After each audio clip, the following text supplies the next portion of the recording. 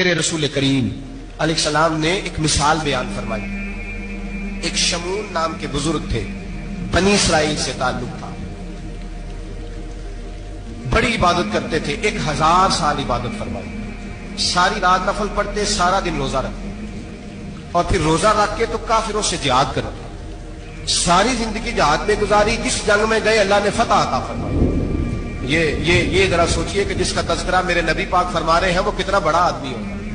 ولی اگرچہ بنی اسرائیل کے تھے لیکن اتنا زبردست ان کا جہاد کرنے کا طریقہ تھا.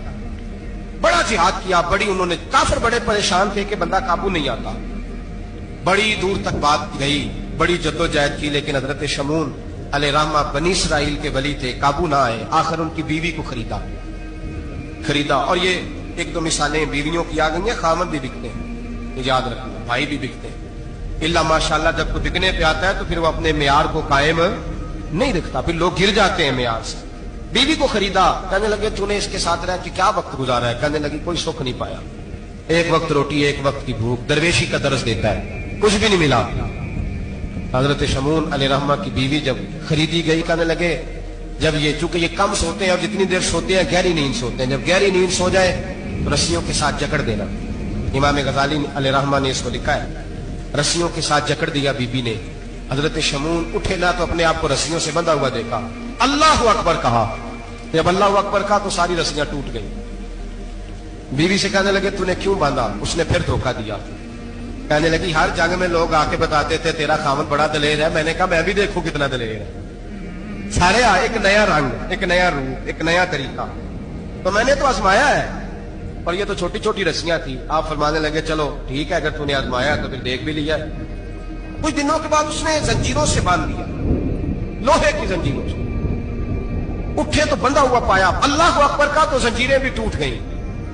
فرمانے لگے یہ تو نے کیا کیا؟ کہنے لگی دیکھنا چاہتی تھی، کچی رسیاں تو توڑ لیتے ہو، زنجیریں بھی ٹوٹتی ہیں کہ نہیں؟ ہاں بھائی ٹھیک ہے، لوگ بتاتے ہیں تو واقعی دلیر ہے، ہر جنگ میں کامیاب ہوتا ہے. اب قریب بیٹھنے لگی، کھانا اپنے ہاتھوں سے کھلانے لگی، فریب کرنے لگی، دھوکہ دینے لگی. کہنے لگی بتاؤ تو صحیح طاقت کا راز کیا ہے؟ مومن نرم دل ہوتا ہے. ایک دفعہ کوئی مسکرا کے پاس آتا ہے تو سمجھتا ہے کہ شاید یہ میرا خیر خواہ ہے، اس لیے مومن دھوکے کھاتے ہیں، دھوکے دیتے نہیں. جب اس نے محبت کے لب و لہجے میں بات کی تو جناب شمون کہنے لگے اور تو میں کسی چیز سے قابو نہیں آ سکتا. بال ان کے لمبے لمبے تھے، بیٹھتے تھے تو نیچے بال آتے تھے، ہماری شریعت میں جائز نہیں. نبی پاک صلی اللہ علیہ وسلم نے زلفے کانوں تک کی اجازت دی ہے، کندھوں تک کی اجازت ہے. کندھوں سے نیچے بال آئے تو حرام لکھا ہے اعلیٰ، کندھوں سے نیچے جائز نہیں. ان کے بال بڑے لمبے تھے، بیٹھتے تھے تو نیچے دب جاتے. حضرت شمون کہنے لگے مجھے دنیا کی تو کوئی طاقت نہیں باندھ سکتی، ہاں میرے بالوں سے مجھے باندھ دیا جائے تو پھر نہیں میں اٹھ سکتا. بس اس کے ہاتھ بات آ گئی، اس نے کھانا بھی کھلایا، اس نے بستر بھی بچھا کے دیا، پیر بھی دبائے. جب سو گئے تو اس نے ان کے بالوں سے انہیں باندھ دیا اور کافروں کو جا کے بتایا کہ آج نہیں کھل سکے گا. جب اٹھے تو بندھا ہوا دیکھا، بیوی کی طرف دیکھا، تجھے خیال نہیں آیا کھول دے؟ کہنے لگی ساری زندگی غربت دی تو نے، یہ دیکھ مجھے ہیرے ملے ہیں، کنگن ملے ہیں، یہ دیکھ میرے کانوں میں ہیرا، سونا، چاندی، ہر چیز، چل جا، تیرا کیا کرنا ہے؟ ساری رات عبادتیں، سارا دن تو ذکر فکر اور جہاد میں گزار دیتا. دھوکہ دیا. ان کافروں نے آ کے ستون کے ساتھ چارپائی اٹھائی اور ستون کے ساتھ کھڑی کی، پھر رسیوں اور زنجیروں سے باندھا. اللہ کے ولی کا سب سے پہلے ناک کاٹا، پھر تلوار کے ساتھ کان کاٹے، پھر آنکھیں نکالی.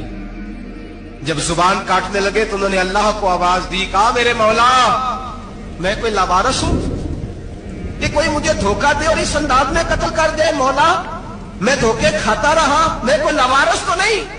جب یہ دعا فرمائی تو پھر بجلی چمکی، پھر اللہ کا قہر برسا.